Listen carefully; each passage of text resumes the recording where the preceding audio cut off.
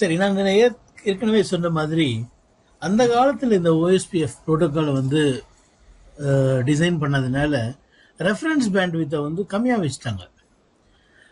அதனால வந்து நீங்கள் கீக் இத்தர்நெட்டு, ஃபாஸ்ட் இத்தர்நெட்டு, இப்படி வேரியஸ் ஸ்பீடு உள்ள இன்டர்ஃபேஸை வச்சுருந்தாலும் அது எல்லாத்துக்குமே ஒன்றுனே காமிக்கும்.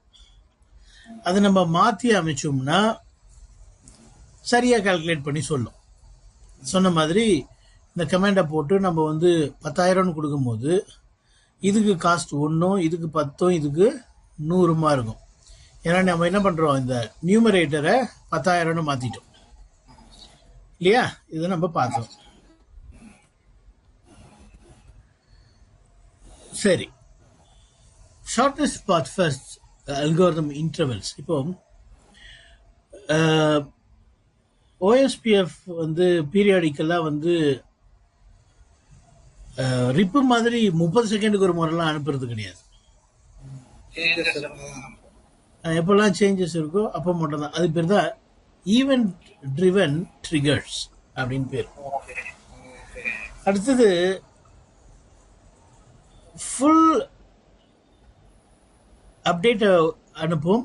எப்போல்லாம் அனுப்பும்னா, ஆரம்பத்தில் நெய்பர்ஷிப் ஃபார்ம் பண்ணும்போது லோக்கல்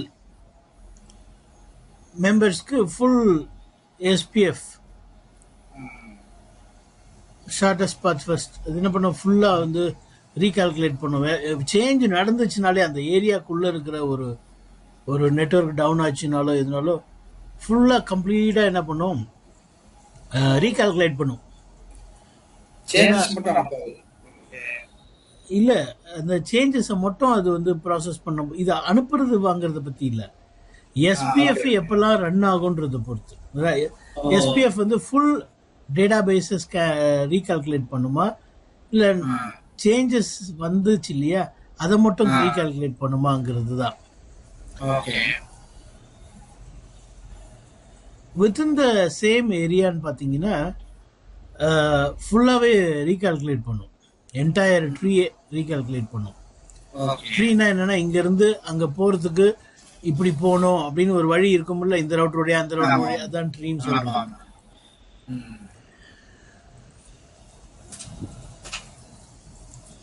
ஆனா இந்த incremental shortest path first only recalculates affected leaf nodes triggered by the changes of type 3, type 4, type 5, type 7. The type 3, type 4, type 5, type 7ங்கிறது எல்லாமே வந்து மற்ற ஏரியாலேருந்து வர்றது தானே. சொந்தம்னா ஆமாம், சொந்தம்னா 1 2 தான் சொந்தம் லோக்கல். 3 4 5 7னா ஆமாம் ஆமாம். ஸோ 3 4 5 7 அப்படிங்கிறது வந்து வெளியிருந்து வர்றது.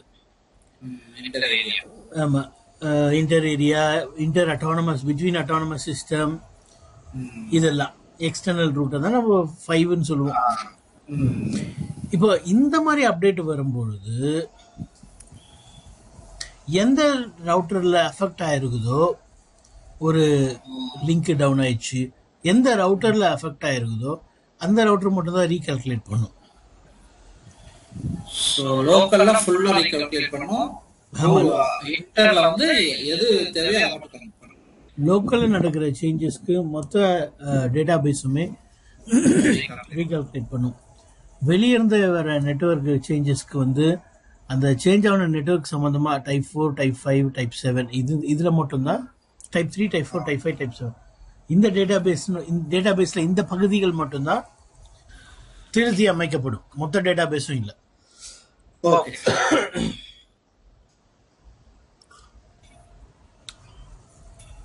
இதை நான் மறுபடியும் சரியா சொல்லணும்னு நான் விரும்புகிறேன்.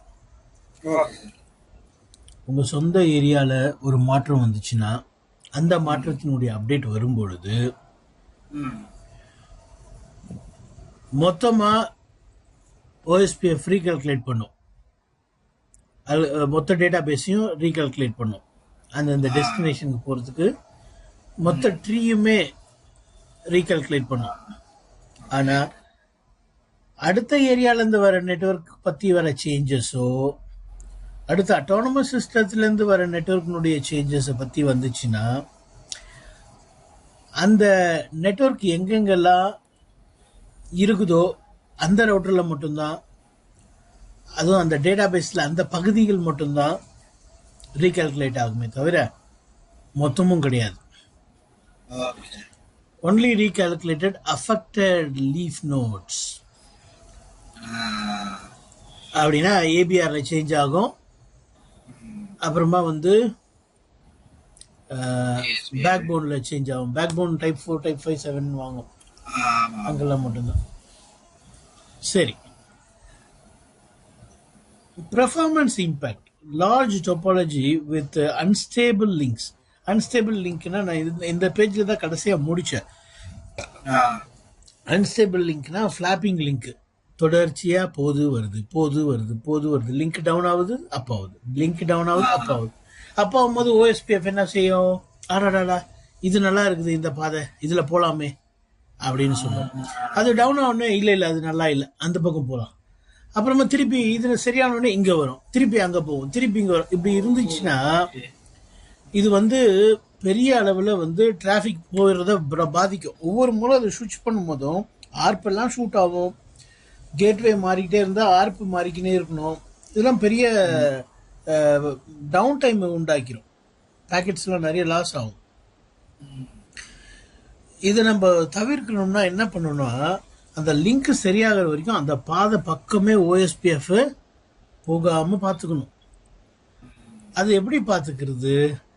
நீங்க இதை எல்லா ரவுட்டரில் ஓஎஸ்பிஎஃப்குள்ள போயிட்டு போட்டு விட்டுட்டீங்கன்னா அது பார்த்துக்கும். என்ன பார்த்துக்குது? ஒரு முறை ஸ்லாப் ஆச்சுன்னா, ஒரு லிங்க் ஒரு முறை டவுன் ஆயிட்டு வந்துச்சுன்னா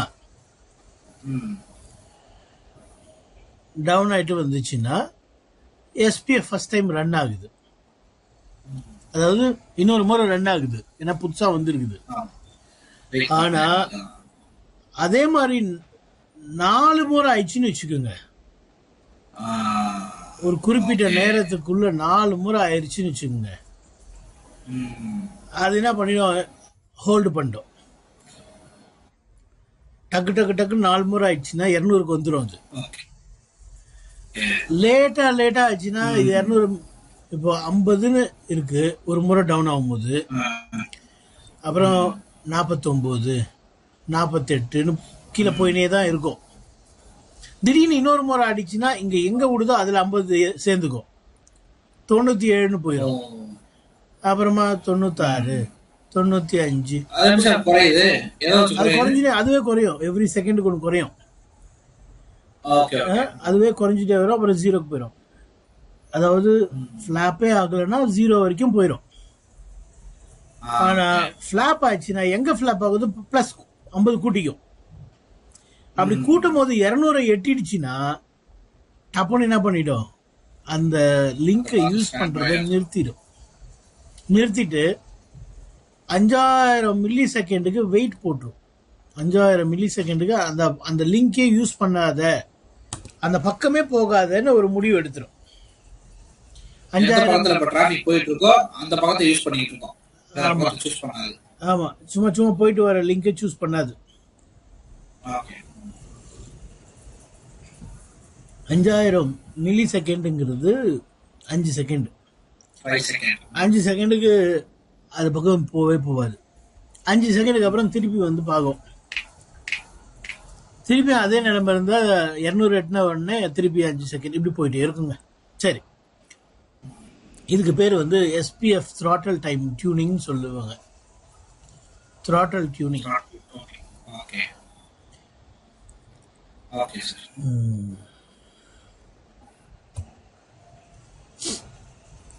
சரி, ரவுட்டிங் டேபிள்ல ரூட் பார்க்கும்போது ஓடு இருந்துச்சுன்னா அது டைப் 1 இல்ல டைப் 2 எல்எஸ்ஐ மூலியமா லேர்ன் பண்ண ரவுட். அதை இன்னொரு மாதிரி சொல்லணும்னா எப்படி சொல்லலாம்? சொந்த ஏரியால இருந்து லேர்ன் பண்ண ரூட். இன்ட்ரா இல்லையா? டைப் 1 டைப் 2 சொன்ன இல்லையா? சொந்த ஏரியானுடைய நெட்வொர்க்.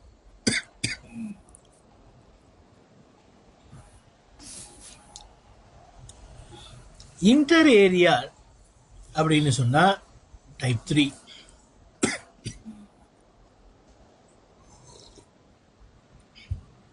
இன்டர் ஏரியான்னு சொன்னா டைப் 3.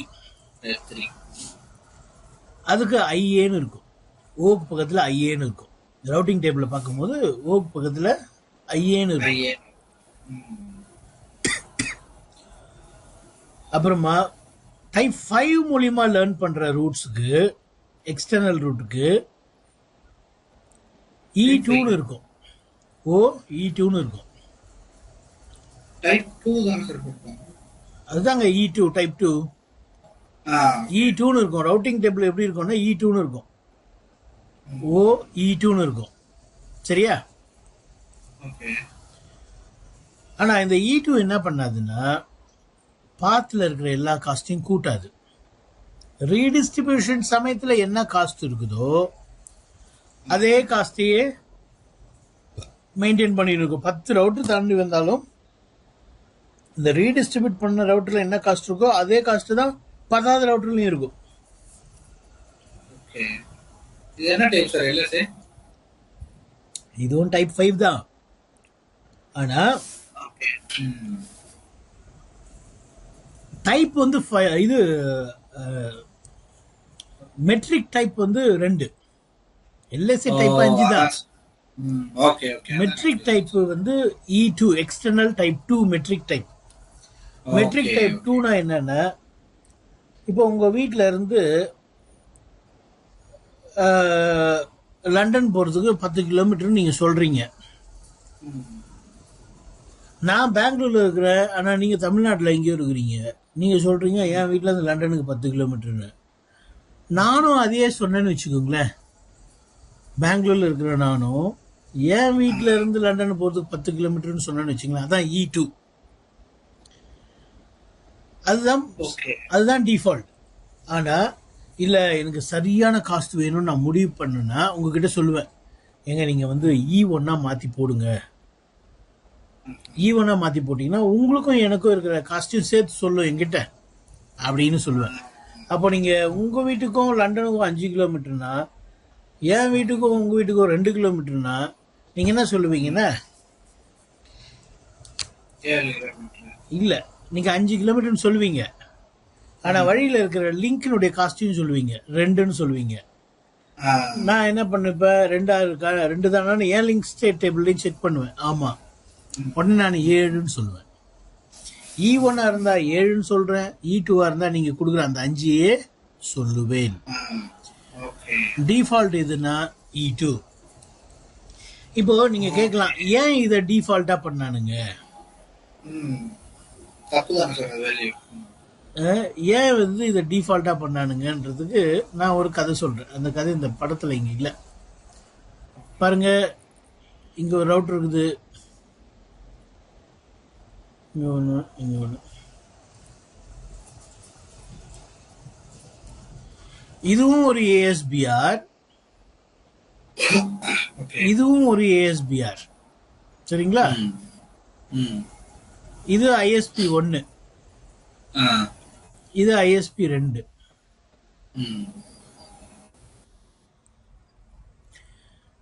இப்போ நீங்க இங்க இருந்து ரீடிஸ்ட்ரிபியூட் பண்றீங்க OSPF குள்ள, அதனால தான் அது ASBRன்னு சொல்றோம். ரீடிஸ்ட்ரிபியூட் பண்ணும்போது மெட்ரிக்கே நீங்க கொடுக்கலன்னா 20ன்னு ரீடிஸ்ட்ரிபியூட் பண்ணும். 20ன்னு இது என்ன பண்ணும், E2 20ன்னு இதுவும் 20ன்னு சொல்லும். ஆனா இங்க ரீடிஸ்ட்ரிபியூட் பண்ணும்போது நீங்க எதுவுமே சொல்லலன்னா இதுவும் 20ன்னு சொல்லும், இதுவும் என்ன பண்ணும் 20. அப்ப என்ன சொல்லும், இந்த பக்கமும் போலாம் இந்த பக்கமும் போலாம், ஈக்குவல் காஸ்ட்னு எடுத்துக்கும். பாதி டிராபிக் இது வழியா போகும், பாதி டிராபிக் இது வழியா போகும். சரியா? இப்ப வர விஷயத்துக்கு, உண்மையா இந்த லிங்க் வந்து பாத்தீங்கன்னா வெறும் 100 மெக் தான். ஆனா இந்த லிங்க் பாத்தீங்கன்னா 1000 மெக். அப்போ எது வழியா போறது பெஸ்ட், இது வழியா போறது பெஸ்ட். ஏன்? 1000 மெட்ரிக் பேண்ட்வித் அதிகம். பேண்ட்வித் அதிகம்னா காஸ்ட் கம்மியா இருக்கும். உதாரணத்துக்கு இதுக்கு காஸ்ட் 1னா இது 10ன்னு இருக்கும். காஸ்ட் நான் பேண்ட்வித் எழுதினதுனால உங்களுக்கு கன்ஃபியூஸ் ஆயிட்டீங்க. சின்ன காஸ்ட் இங்க தானே இருக்கு. ஆமா சார். ஆமா, சின்ன காஸ்ட் வழியா தான் பாக்கெட் போகும். ஆனா அப்படியா போகுது. E2 இருக்கிறதுனால இதுவும் 20ன்னு பாக்குது, மேலேயும் 20ன்னு பாக்குது. இந்த காஸ்டே அது கண்டுக்கல. அதனால என்ன பண்ணுவாங்க, E1ன்னு மாத்தி விடுவாங்க. ரீடிஸ்ட்ரிபியூட் பண்ணும்போது E1 மெட்ரிக் டைப்னு சொன்னீங்கன்னா வழியில இருக்கிற காஸ்ட்டை கூட்டிட்டு இது வந்து 21ன்னு சொல்லும். இங்க என்னன்னு சொல்லும், 20 + 10 30ன்னு சொல்லும். அப்ப இந்த ரவுட்டர் என்ன பண்ணும், இதை நிராகரிச்சுட்டு இது வழியா போகும். இது ரவுட்டிங் டேபிள் வைக்காது, வெறும் டேட்டா பேஸ்ல மட்டும்தான் இருக்கும் மேல இருக்கிற ரூட். புரிஞ்சுதா? உங்களுக்கு காஸ்ட்ன்றது அந்த reference bandwidth divided by actual bandwidth அதானே? Interface bandwidth. Yes, correct. சரி, இப்போ எப்ப E1ன்னு மாத்துவாங்கன்னா இந்த சூழ்நிலையில தான் மாத்துவாங்க. 2 டிஃப்ரெண்ட் ASBR இருக்க, அதுல கிட்டத்துல இருக்கிற நல்ல பேண்ட்வித் இருக்கிற கம்மி மெட்ரிக் இருக்கிற ASBRக்கு போகணும்னு விரும்புனா E2ங்கிறத E1 மாத்திடுவாங்க. ஓகே. Default E2. ஓகே, சரியா? ஓகே. சோ இன்டர்னல் E2 ஒரே ஒரு ASBR தான் இருக்குன்னு வச்சுக்கோங்களேன். அப்ப எதுக்கு வழியில இருக்கிறதா கூட்டிக்கிட்டு டைம் வேஸ்ட் பண்ணிக்கிட்டு ப்ராசஸ் வேஸ்ட் பண்ணிக்கிட்டு. சோ E1 என்னன்னா இன்டர்னல் காஸ்ட ஆட் பண்ணும் எக்ஸ்டர்னல் மெட்ரிக்கோட. Okay. End to end cost calculate ஆகும். மல்டிபிள் ASBR இருந்தா, இப்பதான் சொன்னேன் நான், மல்டிபிள் ASBR தான் இது பெஸ்ட். டிஃபால்ட் E2ல இன்கிரிமெண்ட்லாம் ஆகாது. ரீடிஸ்ட்ரிபியூஷன் சைட்ல என்ன போட்டீங்களோ அதே மெட்ரிக் மெயின்டைன் ஆகும். அப்புறமா இன்டர்னல் காஸ்ட அது இக்னோர் பண்ணும். அடுத்தது default type with redistributing to OSPF. So redistribute பண்ணும்போது தான் டிஃபால்ட். ஸோ ஒரே ஒரு ASBR இருந்தால் இது பண்ணுங்க, பண்ண வேண்டாம், டிஃபால்ட்டை விட்டுருங்க. E2ல விட்டுறலாம். இது ரெண்டுமே LSA 5 தானே சார்? நீங்க இதுக்கு முன்னாலே கேட்டீங்க, நான் ஆமான்னு சொன்னேன். ஈனாலே LSA 5 சொன்னீங்க. ஐயா, ஈனாலே ஓகே லட்டு மேல உட்கார்ந்துட்டு இருக்கும். அது டைப் 5 தான். Okay sir. அது ஆம்பளை ஈயா இருந்தா என்ன, பொம்பளை ஈயா இருந்தா என்ன, ஈ தான். ஓகே, டைப் 5 தான். ஓகே சார், புரிஞ்சுதா? ஈனாலே டைப் 5 தான். ஓகே, சரி. Inter area summary. இப்போ ஒரு ஏரியால இருந்து வெளியே போற நெட்வொர்க்கை நம்ம சம்மரைஸ் பண்றது இந்த கமாண்ட் யூஸ் பண்ணணும். ஞாபகம் இருக்கா? ஆமா. இதுக்கு பேர் என்ன சம்மரைசேஷன்? ABR summarisation. அது என்ன பண்ணும், ஏரியா 10ல இருக்கிற நெட்வொர்க் எல்லாம் சம்மரைஸ் பண்ணி பேக் போனுக்கு அனுப்பும். அதனால என்ன நமக்கு லாபம்? LSA டைப் 3 கம்மி பண்ண முடியுது. இல்லை LSA டைப் 3 ரொம்ப ஜாஸ்தி இருக்கும் இல்லையா? ஆமா. ஸோ அப்பப்போ குட்டி குட்டி சேஞ்சஸ் நடந்துச்சுன்னா அது எல்லாரையும் தொந்தரவு பண்ணாது. நீங்க சம்மரைஸ் பண்ணும் பொழுது அந்த ஏரியாவில் இருக்கிறவங்கள மட்டும்தான் டிஸ்டர்ப் பண்ணும். அதனால ஸ்டேபிளா இருக்கும். இதை எங்க பண்ணுவோம்? ABRல மட்டும் தான் பண்ணுவோம். சரியா? சரி. அது இப்படி சம்மரைஸ் பண்றதுனால நமக்கு என்னன்னா ஸ்கேலிங் நல்ல பெரிய இல்லையா. ஸ்கேலிங்னா வந்து எவ்வளவு பெருசுனாலும் தாங்கும். எவ்வளவு பெரிய அட்டானமஸ் சிஸ்டம்னாலும் நம்ம ஜவ்வு மாதிரி இழுத்துனே போலாம், பிச்சுக்காது. ஸ்கேலிங்னா அதுதான் அர்த்தம். எவ்வளவு அடிச்சாலும் தாங்குறாண்டான்னு அது பேர் தான் ஸ்கேலிங். எவ்வளவு நாளும் தாங்கும் இந்த OSPF. நீங்க சம்மரைஸ் பண்ணி யூஸ் பண்ணீங்கன்னா எவ்வளவு லோடுனாலும் தாங்கும். ஏன்னா எல்எஸ்டிபி ரவுட்டிங் டேபிள் எல்லாம் சின்னதாக இருக்கிறதுனால மினிமைஸ் பண்ணுறதுனால ரவுட்டிங் டேபிள் சின்னதாகிடுது, மெமரி யூசேஜ் சின்னதாகும், எல்எஸ்டிபி சின்னதாகும். அப்படின்னா என்ன ஆகும், நல்லா வேகமாக வேலை செய்யும், இன்னும் நிறைய டிராஃபிக் கொடுத்தா கூட அது ஹேண்டில் பண்ணும். சம்மரைசேஷன் நல்லது. சரியா? Correct sir. சரி, இப்போ இந்த பாயிண்ட் கொஞ்சம் முக்கியமான பாயிண்ட், இதெல்லாம் இன்டர்வியூல கேட்பாங்க.